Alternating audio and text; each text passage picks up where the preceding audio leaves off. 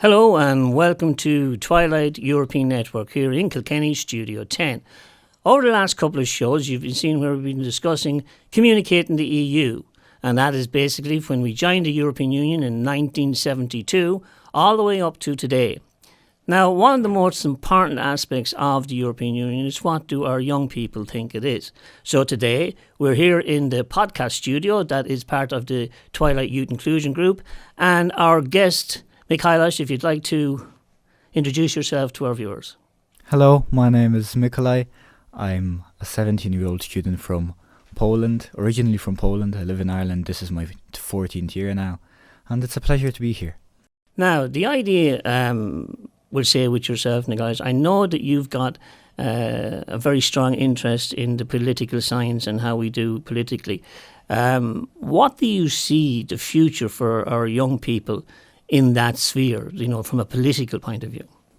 Well, definitely it has to change. The whole system of getting young people involved in politics has to change drastically, because at the moment, which is very sad, young people see politics as something boring, as something useless, as something irrelevant to them. But really, if we analyse it and think about it, politics is the present, but it's also the future. And as we know, our youth is our future. So, okay, maybe the politics that's happening now mightn't be perfect for them, but they are the ones that are going to change it. And they are the ones that have the ability and have the strong points in them to change it. They have the motivations, but we just need to change the system to get that motivation out of them. Do you feel, we'll say, there's an awful lot of bad publicity towards politicians locally, nationally and European, and a lot of people don't, for want of a better word, trust our public representatives? Is that putting off young people from getting involved? They don't want this social media aggravation or this threats and bullying to a certain extent. Do you think that's putting a lot of the younger people off getting involved in politics? Media is important. Politicians are also members of the society, and they're members of the wide world of media. So, of course, media is going to be after them, as well as they're after actors, journalists, etc. So, but at the same time, I do think that young people, I don't know many young people that would sit around and watch the news. So everything's on the social media now. So a typical young person might scroll through Instagram, might scroll through another social media app and see a short news article on something bad happening in the politics world. And that already changes their mindset on the thing, because they don't click on it. They don't necessarily read it. But what they read from the title stays in their heads, and that changes their view on politics, definitely. Is there, where we get an awful lot of unsubstantiated news and fake news, and I don't like using that word fake news, but it's just stuff that kind of is disinformation. Do you think that also has a bearing on young people and getting involved in politics? It definitely does. It definitely does. As I said earlier, young people don't really click on the news articles, they just read the titles.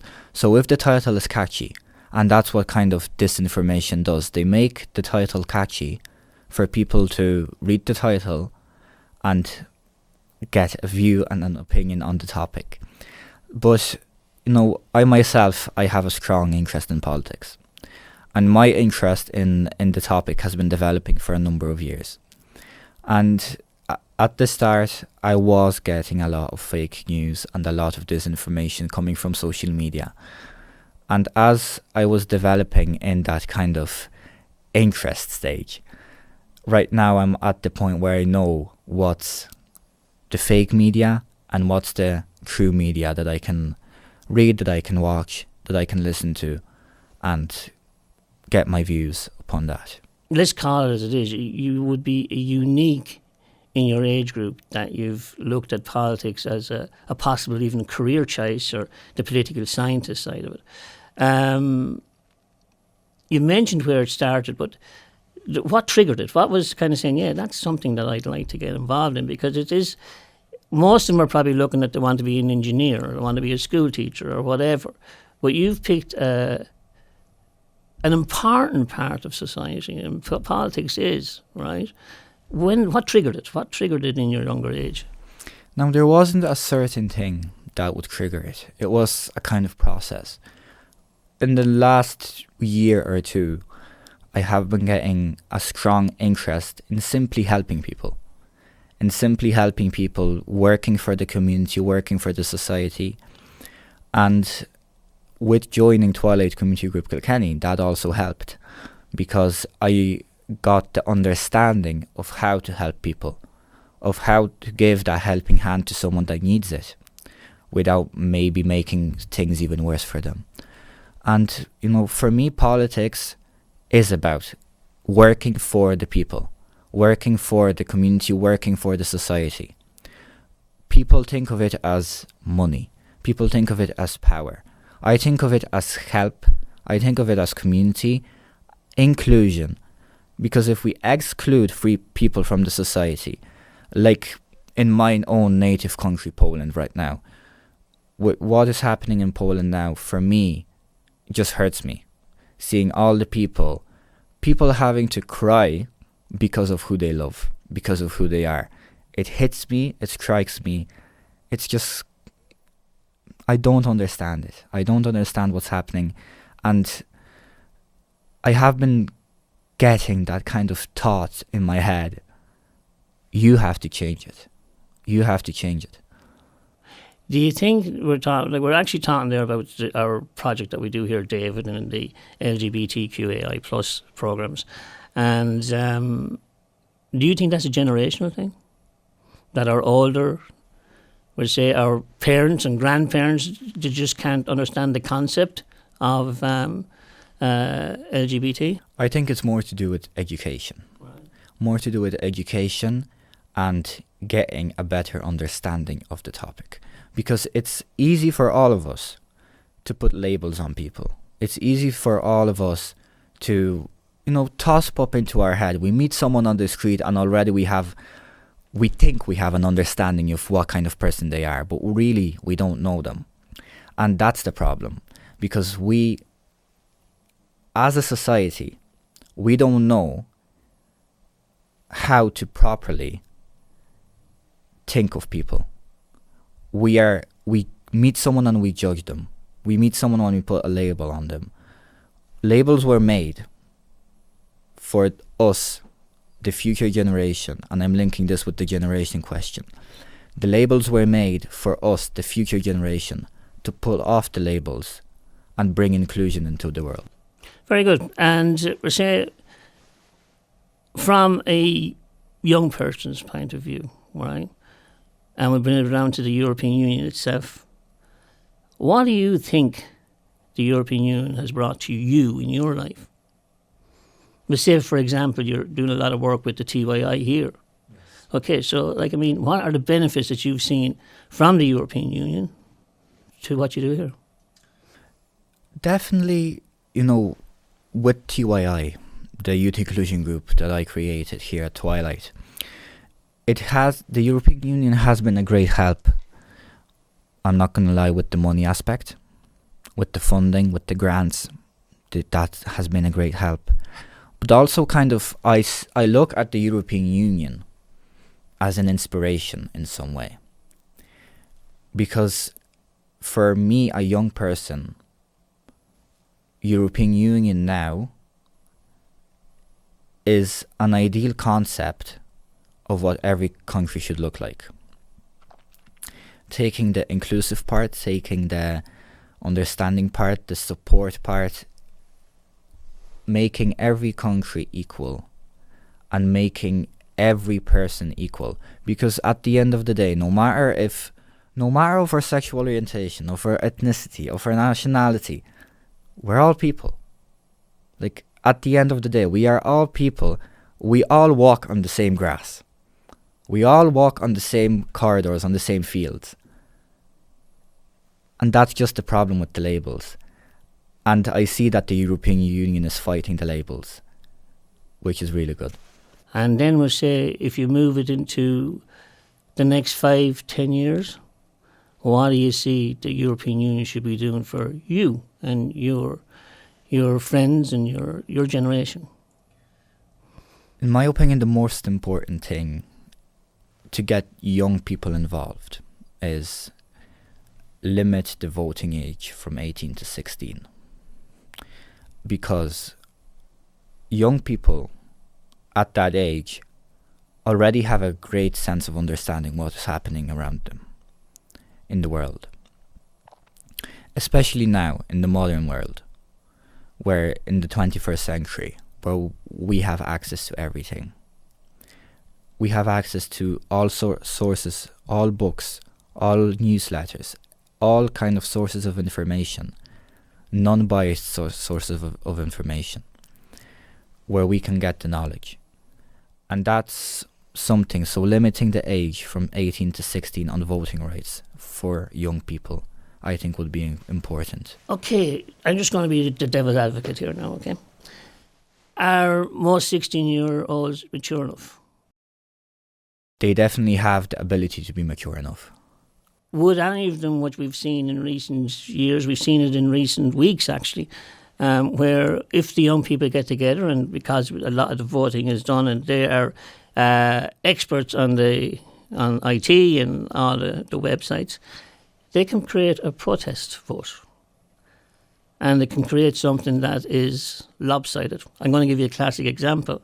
In recent years, the BBC Sports Department ran a programme to see who was the best ever soccer player to play for Manchester United. Right? You think of all the guys, Ronaldo. Well, who actually won it, because the Irish put in a protest vote, was Liam O'Brien. And probably no one even knows who Liam O'Brien was, but he did play for Man United back in the 80s. Recently then, after we had that incident with the Irish soccer team, where the people that sang the song Up the Ra wouldn't have known what they were talking about. And it actually was part of a song with Paul McGrath, right?